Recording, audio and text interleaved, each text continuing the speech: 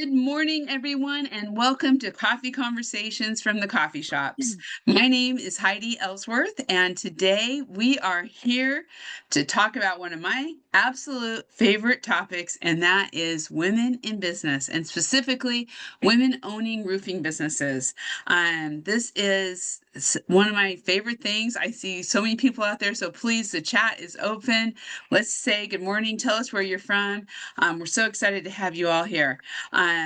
And as you know, a few housekeeping things. This is being recorded and it will be available within the next 24 to 48 hours for you to share with your friends, share with your business, and really be able to use because this is a topic that can help so much, so many people.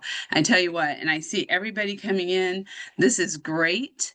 And we are going to go ahead and get started. We do have one other panelist who's going to be coming in. We're having some slight technical difficulties, but Rachel will be joining us very soon. Megan is in the background working on that. So let's get going, and let's start with some. Obviously, start out as thanking our sponsor, QXO.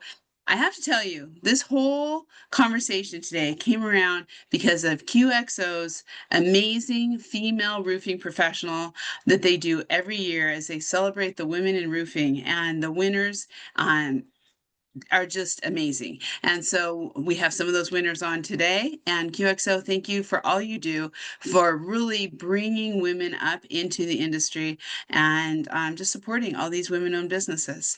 So I am very excited to have Yana on here. We have been friends since the 90s, and I tell you what, it's been great to watch your business. So Yana, welcome to the show. Thank you. Thank you for having me. Oh, I am so excited to have you here today. Can you introduce yourself and tell us a little bit about your business? Yes, so I started in 1996. Sorry, let me back up. I'm Yana Zavala. I own her roofing company in Portland, Oregon. And I've been in the roofing industry since 96. I started in local distribution. I worked for ABC Supply and then went to work for GAF as a territory manager.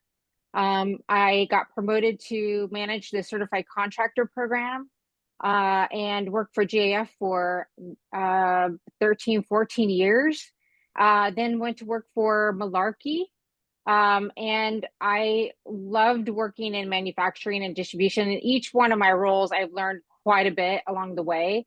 And it really helped to pave the path, I think, for me to go ahead and start my own company. So after being at Malarkey for a few years, I went ahead and resigned and took the next step and decided to open up my own roofing company. And it's called Her Roofing Company. And we're in Portland, Oregon, and been in business for a little over 6 years. Congratulations. I have to tell you, it's been so fun to watch you, and I'm really excited for this conversation today. I'm so glad you're here. Thank you.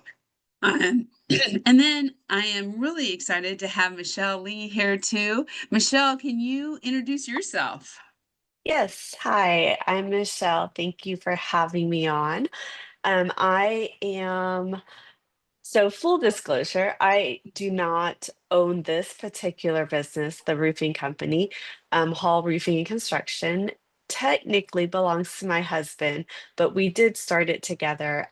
So I'm definitely a founder, have been here from the very beginning. And our background is my husband and I were farmers insurance adjusters. So we traveled around the United States adjusting claims, mostly roofs, but also the interior of homes as well. And decided that we wanted to get off the road and start a family. And we are from Central Texas, just north of Austin. And we started Hall Roofing and Construction. We have been in on the contractor side for 13 years now. And since then, we have also started 3 businesses under the bar and restaurant industries. And then we have a property management company and I serve on the Round Rock City Council as well as many boards throughout our community.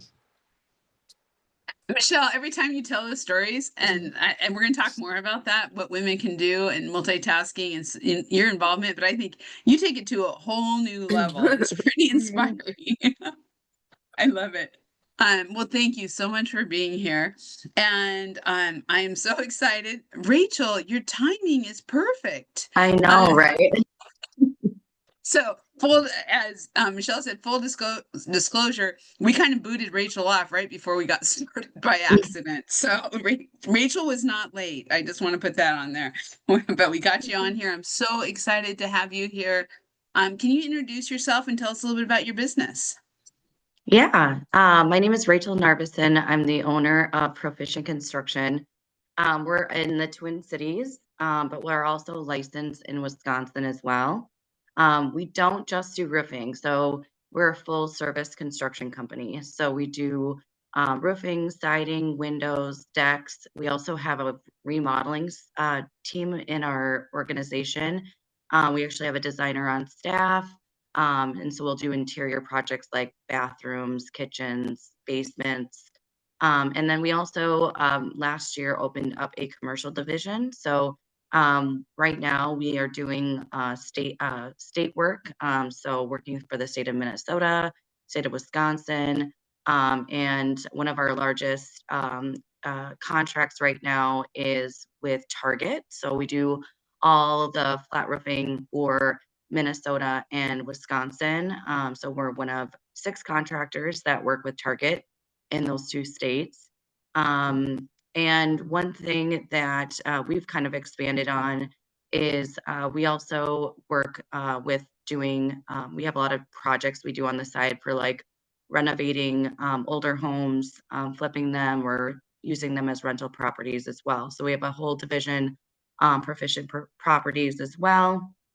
And then right now, we've been heavily investing into some AI technology companies. So going in and some of these startup companies where they're looking for capital to help, get their business going. And so we're actually investing in a lot of AI platforms that are going to help the construction industry. Okay, ladies, I am impressed with all of you. This is so awesome. Rachel, great stuff. Um, there is so much that when I look back over the last 30 years and I think about how far women have come and the ownership and just it's not like we weren't doing it then. It's just everyone's talking about it and we have so many more opportunities. And so we're going to stop that share and we're going to just have a great conversation here. So where I'd like to start is, and I want to remind everybody that the chat is open, my friends. So let's be sure to ask questions, ask these ladies questions, make comments as we go through. I see a lot of people on there. I know I'm excited to have you all here today. But I want to kind of start with your stories, right? I mean, some of you have kind of told us a little bit about that, but really your stories and what inspired you, and the challenges to go into ownership of owning your own business. And Yana, I would love to start with you because our journeys are so similar. You and I both in manufacturing, distribution. You went roofing contracting and I went media, but a lot of those things. Can you share a little bit your story and your inspiration again of why you wanted to go and start your own roofing company? Well, first off, I really didn't realize I wanted to stay in roofing until I was back in distribution, getting ready to go into manufacturing, and I actually wanted to be a teacher, and I won the scholarship at Western States, and so I was going to school to be a teacher. However, I just loved putting things together. I like reading about how roofs go together, and I kind of just grabbed onto that and educated myself. I like becoming a resource for people and educating. So I started going down that path, and I learned a ton from manufacturing, everything from putting a shingle together, how a shingle is made, how commercial products are systems are done, to warranties. And then I just, with going out in the field and being an educator and being a more of a consultative approach to roofing contractors, I met a ton of people just in the industry by going to the different shows. And so I had a huge network and of people and resources, at any moment. And I felt like, well, I've been talking about how to install, a shingle the proper way on a house, and a lot of contractors weren't doing simple steps. And to be honest with you, I kind of felt like, gosh, I think I can do this, and it was just really a natural next step for me. I've been in distribution, been in manufacturing. I thought, well, I think I'm ready to go into contracting now. And for me, it was just a natural step. And I really didn't realize I was going to go down that path until, I felt like I've done everything I could in manufacturing. And I was like, well, this is it. I'm ready to take the next step, and took the test. There was no roofing questions in the Oregon test, contractors test. So I love talking about that. And I actually only missed one question on my CCB test, so I'm pretty proud of that. But it was just, to me, it just made sense to make that. And ever since day one, I didn't put a ton of money into it. Actually, I was very, very conservative when I started, and I was the only person in my company when I started, and I just started advertising. It was right before COVID, and it just took off. So cool. And we're going to talk more about that. We're going to talk more about that startup, and kind of what it takes. But Michelle, you came from insurance, and that makes sense, right? You were already on the roofs, and you kind of saw what was going on. Tell us your story and kind of what inspired you. So, in the insurance industry, you meet all sorts of contractors. You meet the good, the bad, the ugly. You meet them all. And being a woman adjuster, getting up on the roof, you walk in at a disadvantage. You walk in with the homeowner thinking that you don't know what you're doing because you're a woman. And then you meet their contractor, and the contractor thinks you don't know anything. And, there's a lot about construction that adjusters don't know. They know how to read policies and interpret policies and what's covered under the insurance side. So there is a lot of construction that I didn't know as an adjuster. And the same thing for adjusters. There's the good, the bad, and the ugly.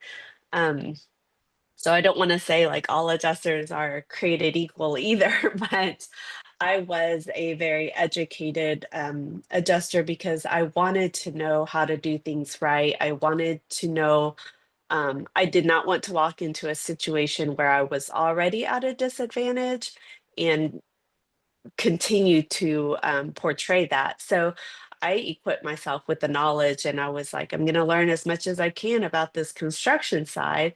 So when these contractors approach me, I can speak intelligently with them about it and why it was covered or not covered with the homeowner. Um, but being on the road is hard. We were probably late 20s, early 30s when we were traveling the most. And then we were like, okay, well, probably need to get off the road if we're going to do this family thing.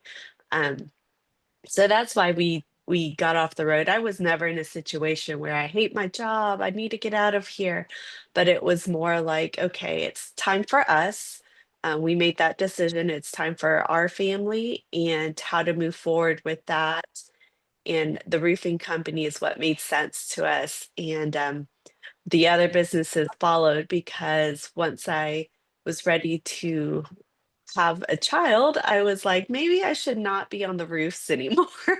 What can I do and not be climbing on roofs every day? Because that would look strange too in a different way. So that's how we got started. But the inspiration came from there is a good happy medium between insurance companies and contractors. And I think my husband and I found that secret sauce that we can work well with both. We've built a name for ourselves with insurance companies where they do trust us, they do call us. And we also built a name with the contracting industries in this area where they're like, hey, we have this situation, what would you do? So we have built our name up to be associated with integrity and quality. Oh, that's cool. I love that. And really finding that niche when you have other roofing companies coming to you, that says the world. Rachel, I would love to hear what your story, how you got in and how you got inspired. Yeah, so I started in construction. Let's see, I was 17, so not quite 20 years ago, but almost. So I'm dating myself, but um, I started out in construction, not in the roofing industry, really. It was mostly for the remodeling side. So they did basement remodels. They also did siding and windows. And I worked in a call center where we would schedule appointments for all of our sales teams. And I just instantly fell in love with the whole conversations of talking with customers, and every conversation's different, and understanding what are their goals for their homes. And I just really thought it was a cool industry. So I stuck it out and worked in various roles. So I've been on an admin, I've been a project manager, I've ran crews, I've been a production manager, sales manager. So was in different roles throughout more of the remodeling side, and then eventually got into like the roofing and restoration side. And so I did that for a while, and working for different companies, you start kind of seeing like what are their end goals, right? Like I saw a lot of like quantity, like how many roofs can we get done in a year? And I just felt like there was such a need for that relationship based mentality with customers. And I feel like sometimes it can get drowned out, especially when you're competing with some of these bigger roofing companies where they're doing volume. And I wanted to make sure that we could come to the table and really build relationships. So my first 5 years in our company, when I started becoming a general contractor, I I didn't spend barely any money on marketing. Everything was relationship based. It was networking, and building a core group of referral partners. And that's really how we got started. And we've really reaped those rewards, because we have customers that constantly, we did their roof like 7 years ago, but we're constantly getting referrals from them still. So I think it's important that if you are starting your own business, really being able to be connected with your customer base, because they can be the best resource in growing your company. So when you say we, who did you start your business with? So actually, I met my husband in construction. So he was a deck builder. So I was already in construction when I had met him. And so he had no passion for roofing or anything like that. My husband completely runs our deck division. And so it's interesting because we have, as much as construction brought us together, we have such different passions in our company. So. That's cool. That is so cool. So, and you kind of, I love hearing the story from all of you, how you got, what it really took to start that business. And I think there's a lot of people on who are kind of looking at that and thinking, how do I start? In fact, I'm seeing some of the names on here, and I know people who have also started their own businesses. And it takes, working. I don't know. I kind of feel it takes a community, and it's just all of a sudden, that's what you want to do. And Michelle, one of the things you said really kind of hit too is that when you wanted to start a family, that was kind of when I started my business, my first business. It was because we had had our second child and I was like in tears over 4 people going to 4 different places every day. And I wanted to kind of keep us together a little bit. And so what do? You start your own business so you can stay home with the kids, which sounds crazy now, but, how did that work as you know, started putting this business together? And I guess, I'm sorry, everyone. I guess one of my questions is, when you got ready to start the business, what are some of the things you had to go through to kind of really get started on that? And Michelle, let's start with you and then work our way around, because what are some of the advice you'd give to other women who are looking at this and thinking, I want to start? I've been watching, like Rachel said, I've been watching them do all this. I know Yana was watching all these different folks doing this, and I can do this. I can do this. And how do you get started? So Michelle, what's some of your advice on that? So when we started, I can tell you that there were many, many failures, mistakes made because we didn't know exactly what it took. And we're all from different states, different areas. So like laws are different and things like that. And I would say community is key. We have a very active local chamber of commerce here. That's a great way they have 1 million cups of coffee, and they do the same thing similar here, where you grab a cup of coffee early in the morning and somebody talks about their businesses or their business and what works, what doesn't work, help me with this. And then other business owners will give their input.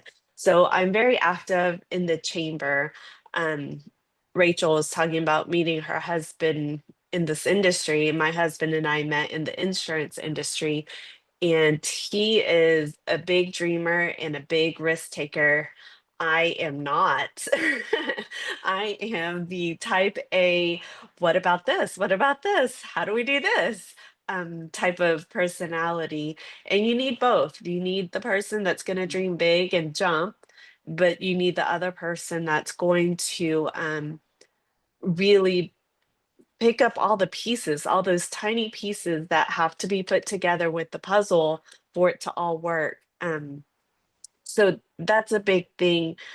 The people involved, your village, have to be all on the same page, working towards that mission, that vision that you have, and then get the community built into that. So we're active in the chamber, and now it's been 13 years later, but I'm now on the board of directors for our chamber. But I got involved in the community as joining the Children's Advocacy Board, the Chaska YMCA board, the Rotary Club board. And with that, our roofing company has been able to give back. Through Rotary, I met the director of Habitat for Humanity and just installed a habitat roof on Friday. So our roofing company was able to connect with them and say, hey, through GAF, they are donating GAF products. We are donating our labor and the remaining products. Let's get roofs on for people that need homes. So the community is going to be there to support you. And then once you reach a level where you can support them, then you give back to the community to thank them as well for their help. So cool.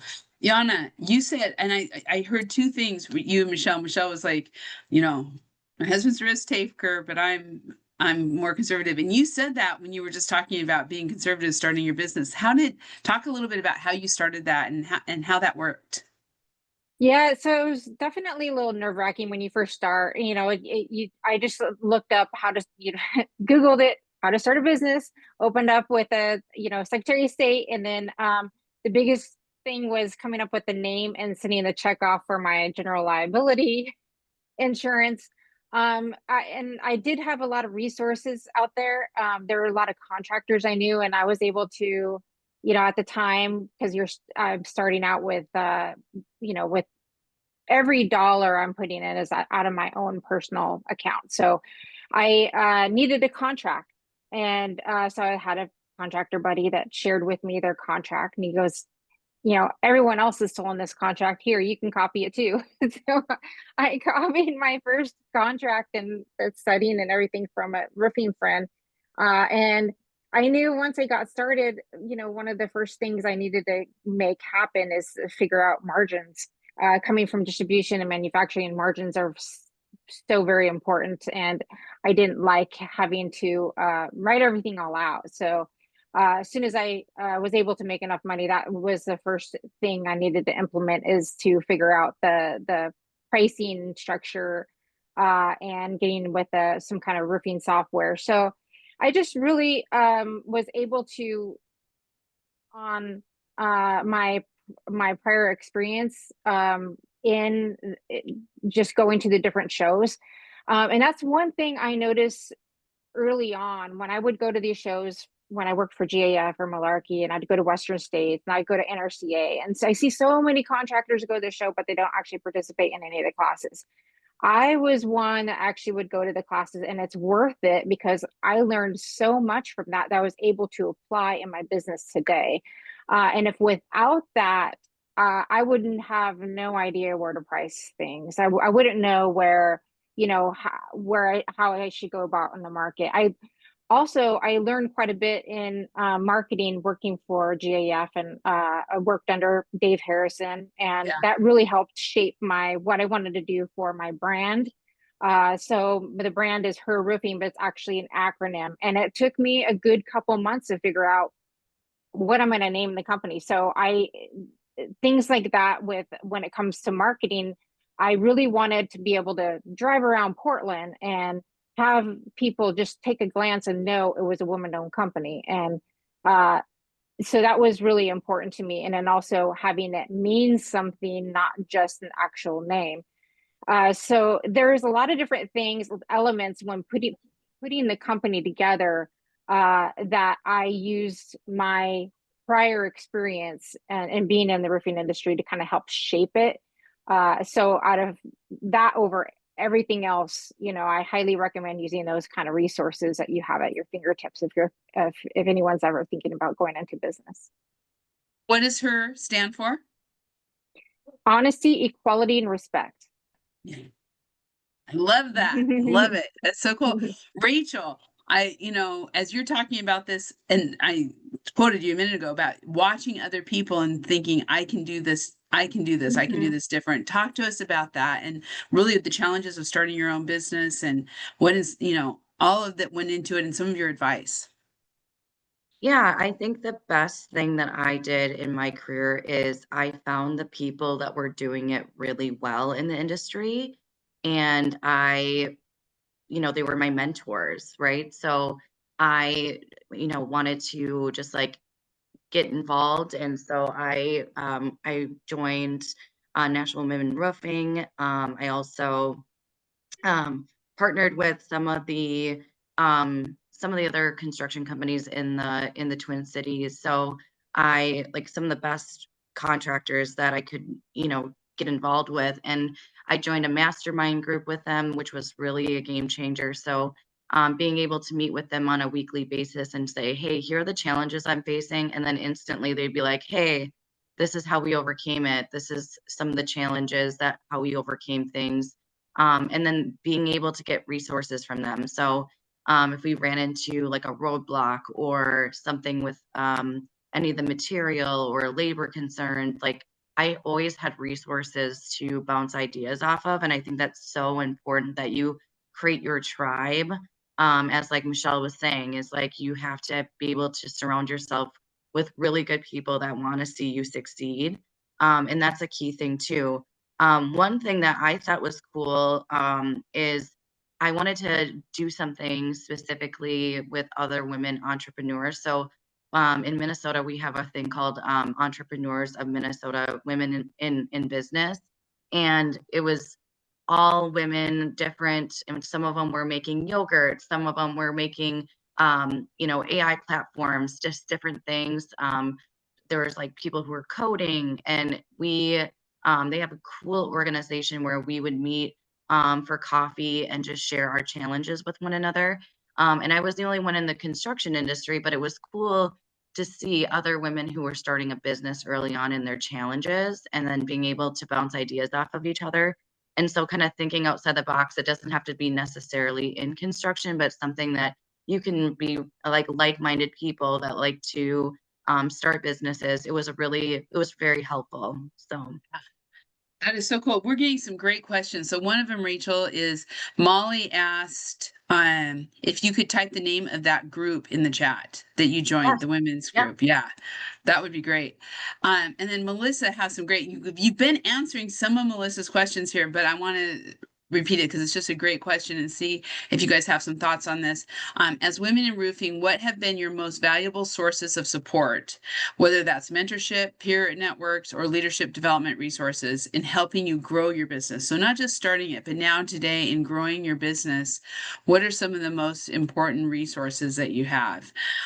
Rachel, why don't we go ahead and start with you if you have thoughts on that?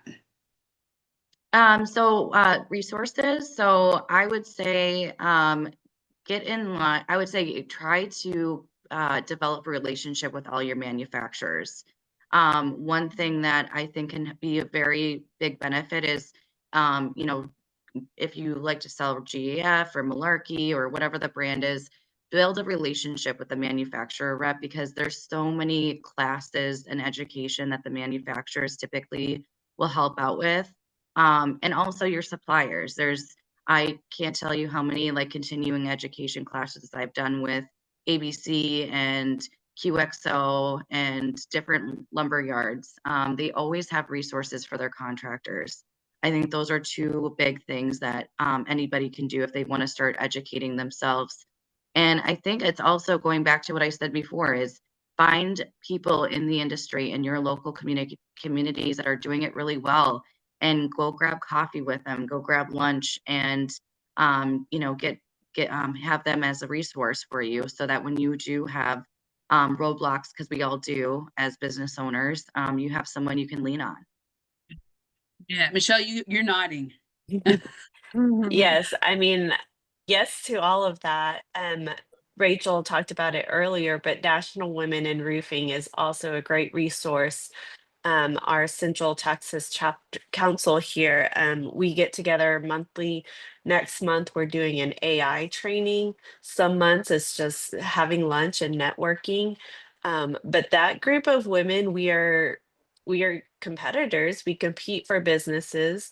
QXO is involved, ABC is involved, SRS is involved, but it's just a great resource that we all build each other up no matter where we are in the industry.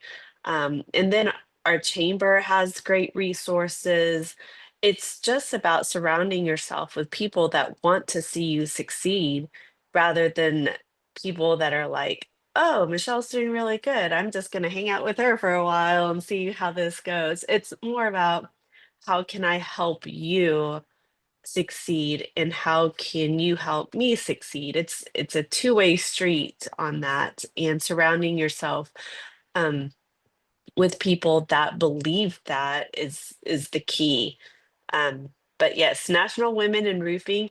I always go to NWIR days, which is right before IRE. So my team joins for IRE later. So we have our whole sales team there. But the ladies get to go a couple days earlier and go to NWIR days. And it's a smaller event. It's still very crowded, but it's a smaller event. I feel like it's more intimate, where we can have honest conversations about help me or oh, I failed, I already did that, here's what I did to get out of it. And they're just honest conversations that you can have. That's so awesome. Yana, what's your thoughts? Yes, all of that. And distribution and manufacturing help a ton. Going to the different shows, there's a lot of different resources as far as groups that you can participate in that are specifically out there to help companies grow, like CCN, Sales Transformation Group, and individuals that will help you grow your sales team. So there's all kinds of groups and resources out there. It's I think these roofing shows are important part of your business, even though yes, you're traveling, yes, it takes time and it costs money to go, but it's worth it. And being able to open the door to other avenues that maybe you didn't think of. Like, how do you know what you don't know unless you just jump in and start asking the questions and learning? And and that's what's important, especially when you're in a competitive market. It's good to go to those shows to meet other contractors who you can touch base with in different areas. Yeah. And hear what is going on. And I think that's one of the most powerful things about National Women in Roofing too, is you're talking to women from all over the country and you get to really have those conversations. And it's about the business, but it's also about your family, your home life, what you're doing, your journey. I mean, I think throughout the years, Yana, how many times you and I have, talked, okay, this is what's happening now, different stages of Yeah. life, and that you share. And Yeah. I want to tell you guys, there are a number of women on here who have women-owned businesses. I just want to give some shout outs to Alana with Roof Mechanics. She's on here. Thank you. I love it to seeing you on here. And then we asked, who all is out there. And so Roof Mechanics is women owned. Ross Creek Roofing is women owned. Luis is on here. We also have, we had one more here, Molly Nelson with Molly, I can't remember, but anyway, there is a bunch on here. And one of the women-owned businesses that I am very close to, because a lot of times we're talking, and a lot of people are listening here, we're talking about roofing companies, and that you all started your own roofing companies. But there's a lot of women in the industry who are starting other types of businesses, whether that's consulting, marketing, media, with Roofers Coffee Shop being women owned. But the Glow Group with Melissa Chapman, she's asking some of these questions, and we worked together and we talked as she started her business and what do you want to do? And so she asked a great question here that I think kind of takes us from the starting to the growing to where you're going. And it's, how do you keep your long-term vision front and center while still dealing with the day-to-day demands of running your own business? That's a great question. I think about that every single day. Yana, what's your thoughts on that question? Yeah, that's a struggle sometimes for me. I block time off and keep the ball rolling with meetings, and that's just how it has to be. So you get what you put in. And in order to keep going and keep the ball moving, you have to put in the time to be able to go the next step, whatever that next step is. So there's no way around it other than just setting aside time. Yeah, putting it together. Michelle, what do you do? Long-term vision versus day-to-day. So we have visions for each of our businesses, which is tough. It's, you have to have Got like it. a mission and a vision for each business and how you see them going long term. I mean, even for my family, it's family first, regardless how many fires there are on all the businesses, it's family first. So, in addition to how I serve the community and how we run our businesses, I'm homeroom mom for my daughter. Why? Because she asked me to. I mean, she's a priority, so we have to make time for family. So, I have to prioritize that. And then when it comes to the businesses, like I know what my strengths are. I'm not going to pretend that I can go manage this very big commercial job all by myself because that would not be efficient. That is 100% Eric would be so much better at that. He's just got the mindset for that. However, I can show up to network with many people. I can talk to people and get them involved in different things. We had a NWIR lunch yesterday. That's when we were talking about the AI training for next month. But like just know what your strengths are and how you contribute to that vision. I'm not going to contribute to the vision the same way my husband does, but I am going to make sure that my goals align with that and just go for that and make sure that when I am doing my day-to-day jobs, that like, is this working towards the end game or is this holding us back? Am I a hindrance for it? And I do the same thing with training my team. When I'm training my team, I'm the person that's good with the people. So when I'm training my team, I'm like, you know what? You're really good with people, but you do not have the skills for computer work. So, just knowing what their strengths are and knowing where their weaknesses are and using that to better use your time, like I'm not going to spend time training you how to talk to people if you're already great at that part. I'm going to spend more time on the computer work because you need more training in that part. So it's just knowing your people and Yeah. making sure that everyone's using their best features. Right. I agree so much because that's what I've been kind of thinking too along that. And I wanted to mention Monica. I meant to say Monica is Melissa's, they're business partners, and I've worked with both of them forever. And Monica's doing the AI. Melissa just noted here for what you're doing in Texas. Yes, we're Yeah. excited about it too because we all kind of want to learn about it. It's kind of one of those things like, what is AI? What can it do to help me? And I'm going to say this is one of the important things about women in this industry is you've all said it, supporting each other. We all rise together. And so if you get a chance, check out the Glow Group, women-owned business, long time in the roofing industry. They know what's happening. But Rachel, to that question, how do you keep your long-term vision with, trying to juggle everything? You've got a lot going on.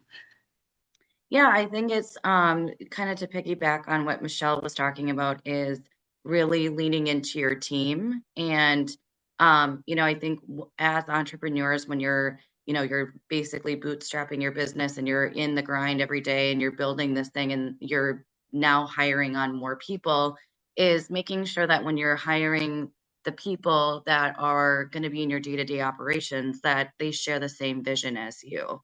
Make sure that you're Yeah. selecting the right people, because they're going to be, many versions of you, right? So you want to make sure that the people that you have in your tribe is the right people that really speak to the same vision.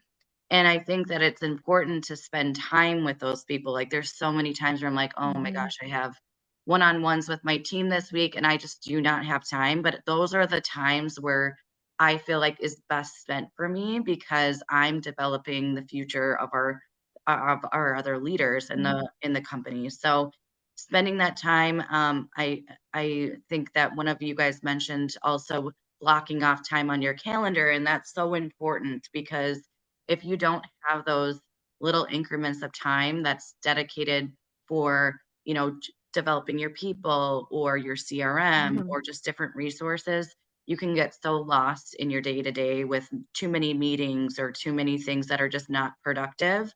I think another thing too is not losing your vision of why you started in the first place, because I think we get so like caught up in so many fire drills and just things that are happening. I always joke, I'm like, I always have like a checklist of things I want to do during the day. And I'm like, okay, I crossed off one thing, but it's okay. I think the thing is, when we're entrepreneurs and we're running a business, I think also just remembering, okay, I started because of I wanted to make an impact in my community. I wanted to be connected with my customers. So I try to also go out and like connect with homeowners still.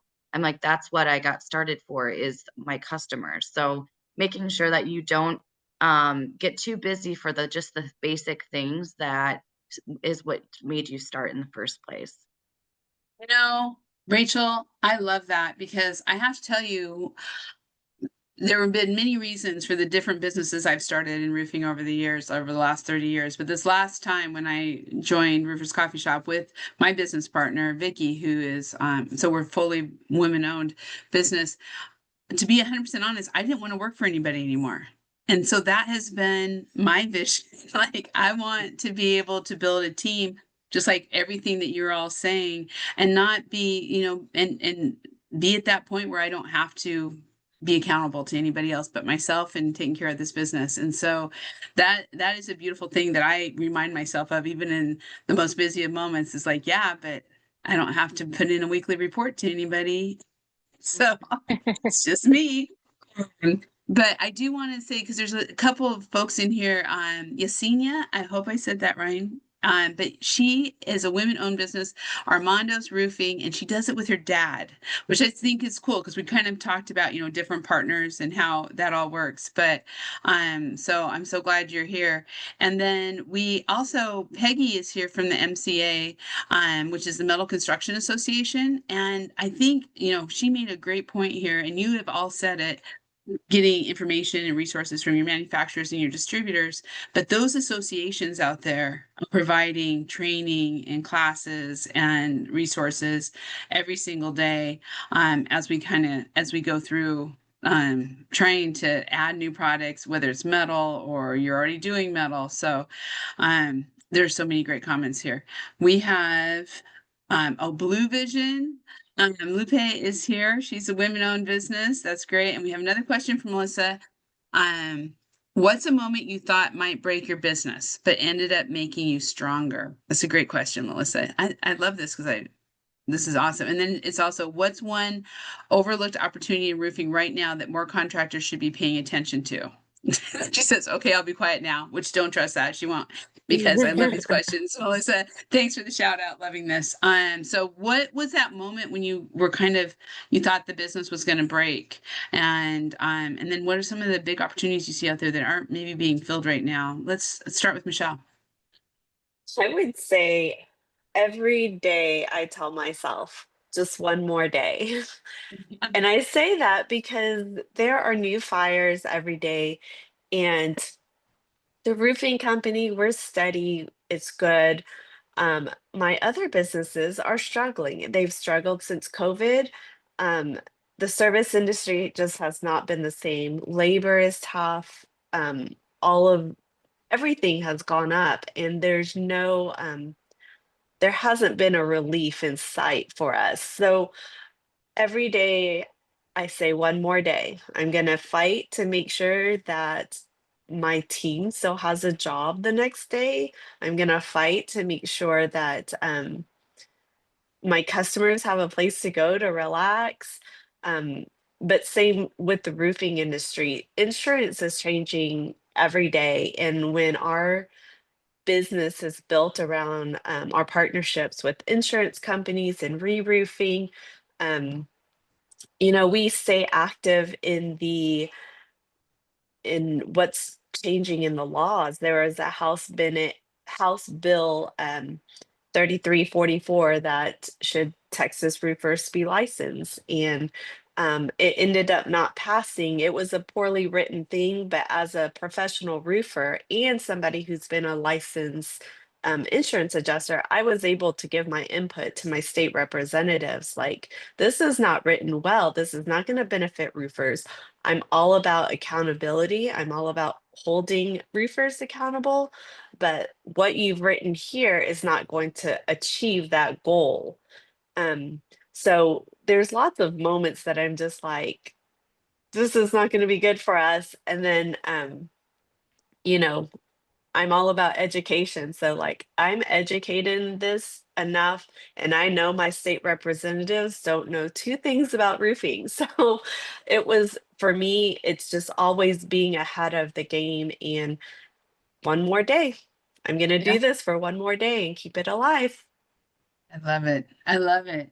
I love it. Rachel, was there a day or a time in your business that you were kind of like, I don't know if I'm going to make this? I think there's been several of those, but Mm. I would say the biggest one was when I newly started our company. Was right before COVID hit, and super excited. I was like, got my brand and everything, my vision. I started building our company, and literally COVID hit, and I was like, there is nobody that is going to want us at their house. Like, there's no way. I'm like, this is the worst possible thing that could happen. And anyone that's been in the industry since COVID knows that it has done the opposite. People wanted to invest in their homes again, right? And I think a lot of it helped with, like, the interest rates dropped. People were investing in their homes. And also, with roofing, anything exterior was an easy thing, right? Like, we could meet with homeowners outside. We didn't have to go into their homes. We could do inspections without them actually physically being there, or, joining on a Zoom or whatever. So we found different ways. I think that was the biggest thing where I was very nervous about the construction industry, and it did the opposite. And then the other question you had in here is the overlooked opportunity.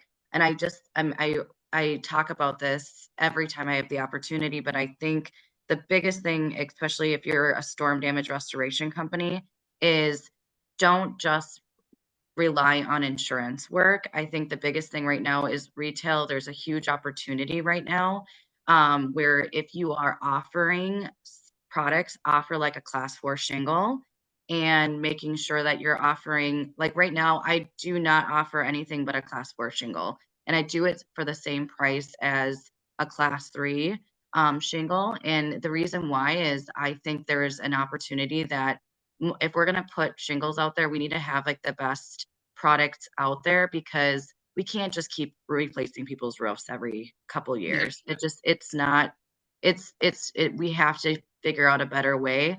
And I met with, and this is another opportunity for anyone too, is just meeting with insurance agents and insurance brokers. I met with an insurance broker last week, and almost the majority of the carriers in Minnesota are going to 10, 15 years, where they're going to go to actual cash value policies if they don't have, their roofs are older than 10 years. And some of them aren't even writing for roofs that are older than 10 years. So I think being able to put out a product where if you do have a class 4 shingle, not only is it better for obviously, just long term, but also for people who are seeing those premiums going up 60%, and there's usually discounts on those types of products if you put them on your home. Wow. That's so true. I've been actually on that bandwagon for most of my career, Rachel. So I love to hear that. And I'm like, why are we replacing these so often? But Yana, I can't believe, I'd love for you to share, like, was there a time you were like, I'm just going to walk away, but what do you see as opportunities going forward? Definitely when I first started, my first year I went through a divorce. So that during that time, and that was right during the beginning of COVID, I had to figure out, okay, I got to pay myself. I got to pay myself, and I have to keep, running the business. That was a challenge. I felt like I was on an island, but I really wasn't, because I had a lot of people around me. So I was very fortunate for that.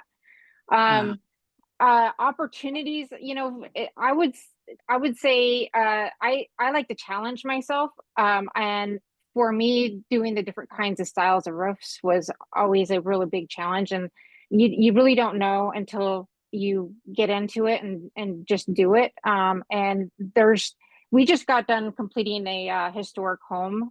We're still working on the gutters. The gutters are wooden. So, I'm in Portland. We get a lot of rain, and we're working on a historic home that has wooden gutters. And we did a cone roof, not a turret, but a cone roof. And I don't know if anyone's ever done a cone roof out there. ARMA is the only one that has application instructions for it, but each individual shingle has to be cut all the way up to the top.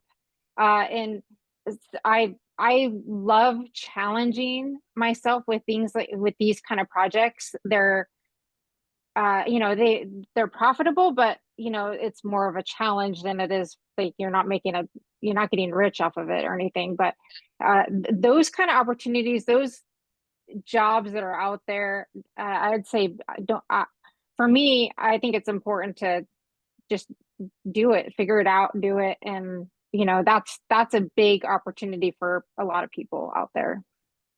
Send a lot of that, or do you, I guess my question is, do you send a lot of that work in for like awards and sending in some of the pictures and sending them pictures to us? I'm hoping to. Yeah. Yes. Yes. That's cool. Yeah. Yeah. There's a lot of different projects. We've done some flat with pitched, some really good looking jobs, and I'm all about wanting to get an award for it. I love that. And that's that's all happening right now for everyone. NRCA has their golden, what's it called? Gold Well, Circle they're Award. Gold Circle. Thank Mhm. you. Gold Circle and MVP is coming out. But speaking of awards, Rachel, congratulations on Female Professional, and Michelle. Yay. I just, how important, and Rachel, I'd love for you to, as this year, and I know we did a podcast with you and different things, but how important is it to have a company like QXO, such a huge force in the industry, recognize women in roofing and be recognized like that? I think it's awesome. They to bring awareness to women in roofing. It's just not a category that historically, especially in construction in general, roofing is a category that a lot of women aren't involved in. You see a lot of women in like the kitchen and bathroom and basement remodeling side more so than the roofing side of the industry. So I think it's just cool that they're spreading light into that, and being able to just basically bring awareness. And I think the cool thing with QXO too is the education that they're investing in. They're always investing into the National Women in Roofing and doing stuff with them. And I think that's so important, because the best way to get more women into our industry is bringing awareness and education. It is so good. Well, speaking of awareness and education, ladies, you have really hit it out of the ballpark today. Thank you. We could go another hour. We didn't even get to half of our questions. So thank you for being such thought leaders, such pioneers, and for all the great things you do for your communities, and for being here today. Thank you all. Thank you. Thank you. Thanks for having us. Thank you. And the chat has been awesome. You guys are amazing. There is so everybody knows, there is a discount code in there for MetalCon. If you are attending MetalCon, check this out. So another great way to bring metal into your business. So a big, huge thank you to QXO for being the sponsor of this and supporting women in roofing and women-owned businesses. It is so important. And next week, or actually 2 weeks from now, we are going to be talking about, okay, hold on, everybody, you aren't going to believe this, IRE 2026, which is going to be in January. So again, another great time for everybody to get education, do the classes, everything. National Women in Roofing Day will be in January. So we're going to be talking about all of that in 2 weeks, and that's going to be sponsored from our friends at SRS. So stay tuned for all of that. Have a wonderful, wonderful day, everyone. And again, National Women in Roofing, this has just been so inspirational. Thank you all, and thank you all for being here. Have a great week.